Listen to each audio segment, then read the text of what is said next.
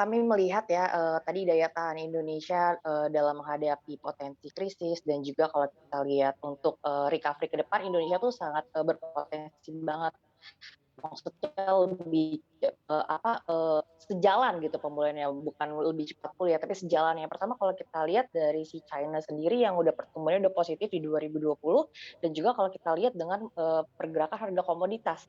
Jadi di sini kalau misalnya harga-harga komoditas, khususnya kalau kita lihat CPO dan juga barang tambang mengalami peningkatan, ini dampaknya nanti, ke rilis, kinerja ekspor kita, ini akan mengalami, peningkatan. Akibatnya nanti net ekspor kita juga berpotensi pulih. Nah, nanti dampaknya terhadap pertumbuhan ekonomi jadi lebih baik.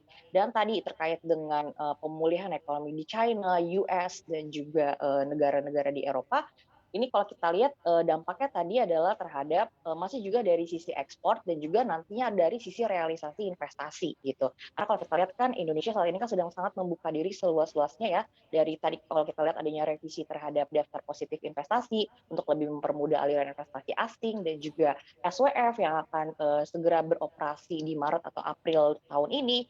Jadi kalau kita lihat tadi, seiring pemulihan negara-negara di global harapannya nanti, penanaman modal asing juga bisa meningkat dan juga seiring dengan implementasi Omnibus Law harusnya realisasi investasi ke sektor real dan juga penciptaan lapangan kerja ini bisa lebih, terbuka lagi gitu. Ini yang diharapkan nanti bisa jadinya mendorong, pemulihan ekonomi.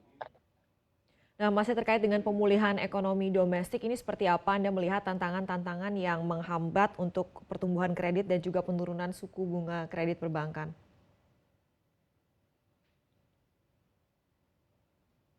Ya, kalau dari hambatan itu masih terhadap, willingness ya, dari masyarakat kelas menengah ke atas. Karena kalau kita lihat, pemerintah sendiri itu kan, sudah sangat lebih aktif untuk mendorong, realisasi dari bantuan sosial. Seperti kalau kita lihat kan, untuk, bantuan sosial, transfer ke daerah, khususnya dari dana desa, itu kan meningkatnya signifikan kalau kita lihat di rilis APBN 2000 per Januari kemarin ya, itu hingga, udah mendekati ya sekitar 121% peningkatannya secara year on year, walaupun memang nilainya sedikit.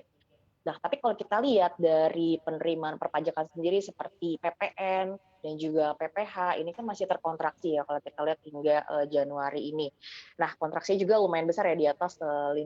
Nah, jadi kalau kita lihat, tantangannya adalah dari, bagaimana penyerapan tenaga kerja itu yang nanti akan mendorong dari keyakinan konsumen. Karena kalau kita lihat keyakinan konsumen sendiri kan masih di zona yang terkontraksi ya, yaitu kalau kita lihat untuk Februari masih di sekitar 85 dan kalau kita lihat juga, kenapa keyakinan konsumen ini dipengaruhi oleh dari, potensi dari penyerapan tenaga kerja, karena kalau misalnya tenaga kerja, ketersediaan lapangan kerjanya itu bisa lebih, ditingkatkan, lebih, cepat pulih gitu ya, karena kan yang terdampak pandemi ini cukup tinggi, itu harapannya nanti kalau, pasar tenaga kerja pulih harusnya konsumsi masyarakat bisa naik dan ini harusnya terefleksi dari sisi peningkatan adanya pemulihan pajak pertambahan nilai ataupun PPH.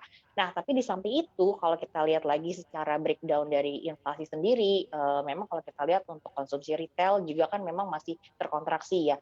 Nah, dari kita lihat lebih dalam lagi sebenarnya tantangan, terhadap pemulihan ekonomi memang datang yang paling utama dari sisi konsumsi yang juga tadi dari ketenagakerjaan gitu, itu berkaitan. Kalau dari konsumsi sendiri kita memecahnya kalau dari sisi kredit memang kalau kita lihat ya, hingga rilis per November ini, dari OJK sendiri kalau kita lihat memang, untuk kredit itu semuanya masih terkontraksi ya.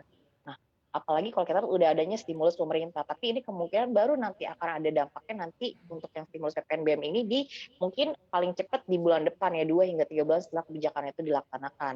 Nah, jadi kemungkinan pasti nanti BI akan memperluas nih, adanya potensi dari, PPN hingga yang di-cover pemerintah hingga mencapai 100%. Jangan lupa install aplikasi CNBC Indonesia di App Store maupun di Play Store untuk mendapatkan informasi dan perkembangan terkini dari berita-berita ekonomi dan bisnis.